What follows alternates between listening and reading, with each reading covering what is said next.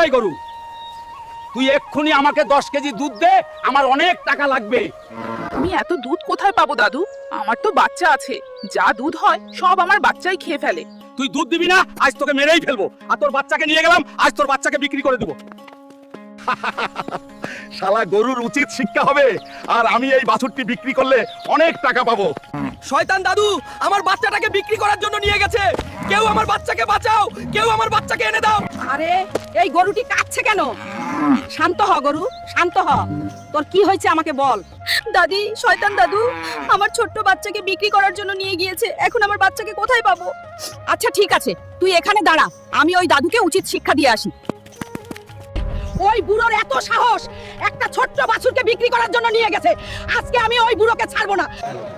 এই নাও ভাই, এই বাছুরটা তুমি নাও এবং আমাকে 10,000 টাকা দাও। এই নাও তোমার টাকা।